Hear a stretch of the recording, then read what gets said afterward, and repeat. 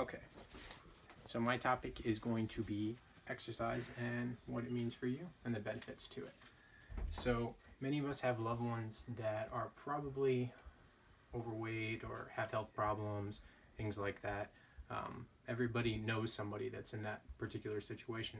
Now imagine yourself in a few years, 15, maybe more, that you might be in a similar situation if you don't actually do something about it. This is your chance. So the worst thing to not do, or the worst thing to do, is to not act on that. So by not acting on it, you're just letting it build up. You're letting things actually gradually get worse.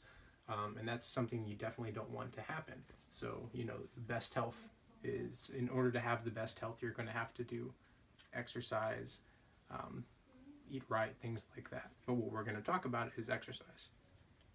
So the main thing to help people get started really is going outside and taking a walk. It's something simple. It's easy to do. A lot of people take for granted. It doesn't really take much time at all. So, honestly, it's something that is going to be it's going to lead you in the right direction.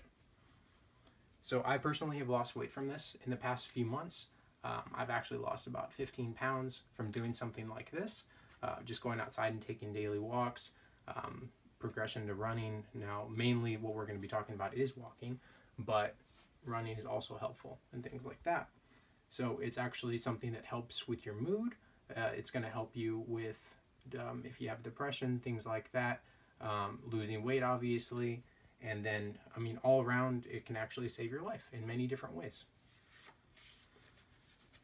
So in saying that, exercise definitely can save your life. So the Perspective Urban Rural Epidemiology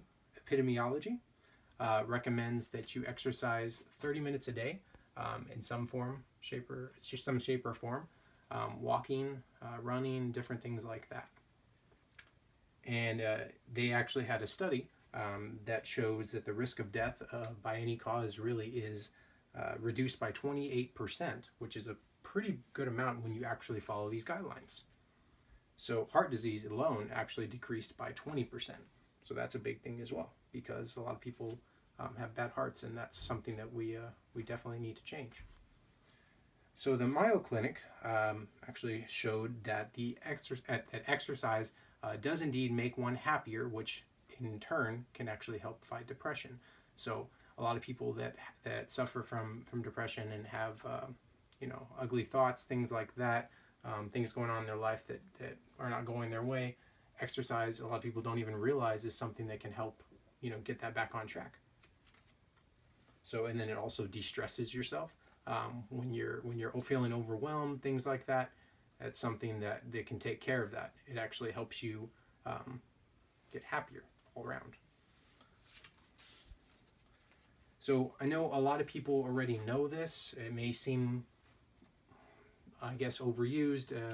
Perhaps you may hear it all the time, but that's the thing. A lot of people hear it, but they don't actually listen to it. They suffer from complacency. They don't want to change.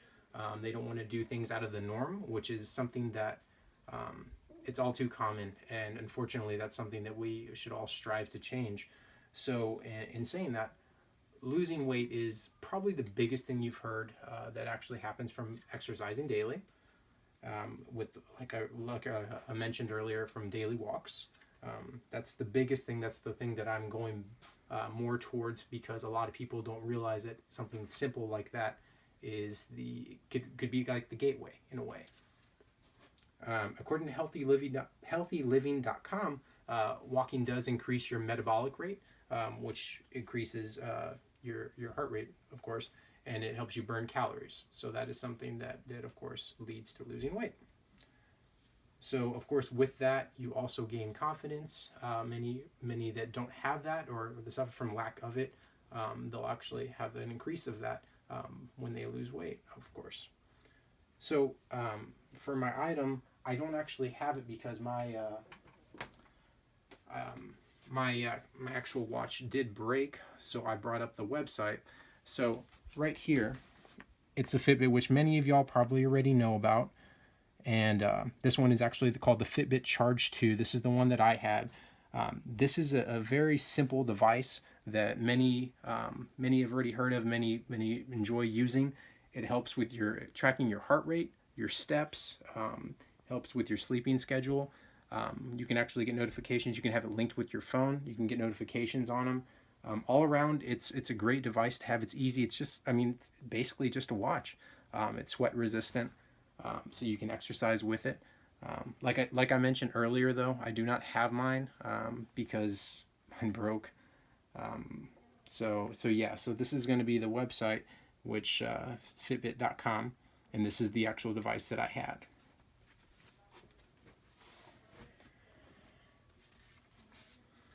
The last thing that I want to touch on, the last main topic of mine that I want to share is going to be to improve the brain health and memory, which a lot of people don't realize that as well.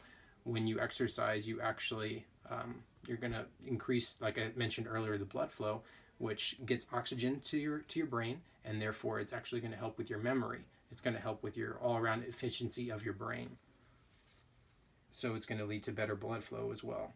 According to healthline.com, exercise actually causes the hippocampus to grow, which is a part of the brain that's used for memory. And that when it grows, obviously your memory is going to improve. So many don't realize that. So it's definitely good to do exercise. Overall, you're going to be a lot more efficient. So in conclusion, in conclusion, we've gone over that it can actually save your life in many different ways. It could help you lose weight, and then it's going to also help with your brain memory and your efficiency. So those, I know it seems very simple and not a lot to go on, but it's pretty important. And like I said, a lot of people take this stuff for granted.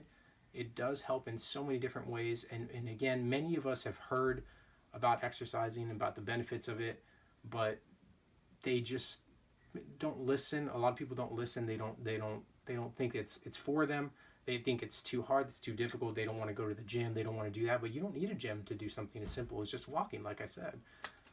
You don't need any of that. It's very easy to just start off just by doing that. And if it leads to something else, if it leads to different exercises, to running, then so be it. So like I mentioned earlier, with your family, with people's different families, we all know somebody that has health problems, whether it's from being overweight or from depression, things like that. And exercising is a way to help combat that. So, and then the Fitbit, like I mentioned, that's a great device. It's pretty affordable for all that it can do. And there's many different devices that they have. They offer a wide line of smartwatches and there's a clip, the one that tracks with your GPS. There's a lot of different kinds out there that you can actually use. And that device is something that I would recommend highly to anybody that wants to do any kind of exercise at all. And everybody wants, truth be told, everybody wants to be happy. Everybody wants to lead healthy lives, to live long lives. And in order for any of us to do that, the only way for us to do that really is going to be to take care of ourselves. And in order for us to take care of ourselves, we have to remember to do something like this. We have to exercise. We have to eat right.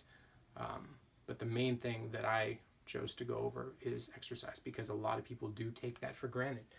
And we all know somebody, whether it's ourselves or whether it's somebody in our family or our friends who was in that position. So hopefully this was a little bit insightful, and that you take action, because the only way that we can be able to do that is when you decide to start doing it yourself.